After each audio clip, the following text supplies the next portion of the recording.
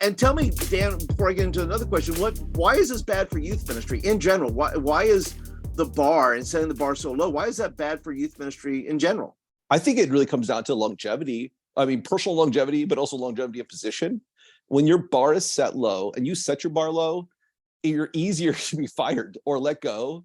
To be real, I mean, if you are doing a job with a high level of excellence and you're trying to do your best and you're presenting yourself as a professional on a staff, you're not looked at as expendable. And that's a hard truth, but there's a lot of young guys and gals that I talk to that are like, well, we got fired. And I'm like, okay, or we're being let go.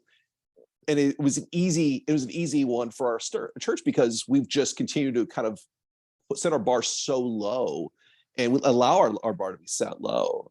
And I think it really comes down to commitment. I mean, I talk a lot to young youth pastors about, the levels of excellence that we need to have: good communication, high character, high commitment, and better communication. And the kind of the 4 C's of really raising that bar. Well, yeah. And I love that because, there's so many youth pastors that are not the goal. And I think what you're saying is, you need to make yourself indispensable.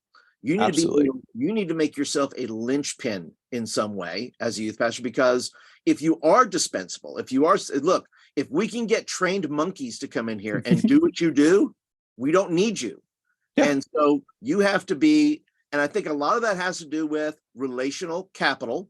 It has a lot to do with investment. It has a lot to do with how people receive you. If the general congregation doesn't like you or doesn't like your flip-flops or like your whatever your jam is, if they feel like they can do without that, they're going to let the pastor know. The board's going to let you know that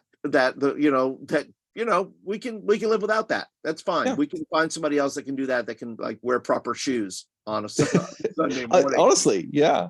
I think you were mentioning Indispensable. A great book is called The Indispensable Youth Pastor that I've taken my interns through numerous times. I'm taking my current student director through, just kind of walking through just basics, just saying, hey, let's just make sure that we are setting the bar at a better level, so that anybody who looks at us says, hey, this ministry is here. It's above average, and it's really saying, hey, we want to make sure that we're indispensable, but our ministry is indispensable. But it becomes a priority when you put a ministry of excellence in front of parents, so they can start prioritizing your ministry. We have all these people, oh, well, parents prioritize other stuff besides us.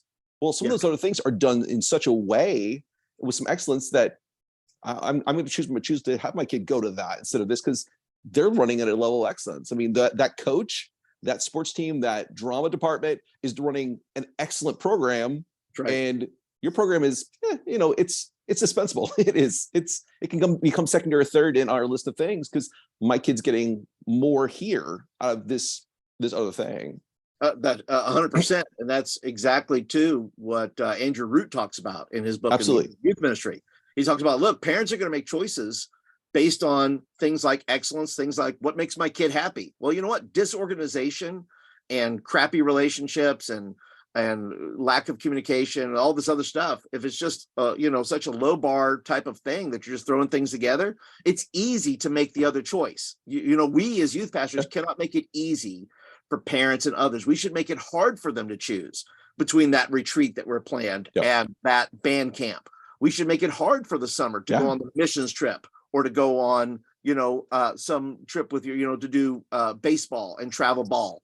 We should make it hard for them in some ways, right? Because if the level of excellence is there, if at least it matches, right, to what is being offered, we're at least being competitive. But if we're not trying our best, if we're not planning our best, if we're not offering our best in all areas, then we are conceding that what we have is less than, and that you should go ahead and choose otherwise. Yeah.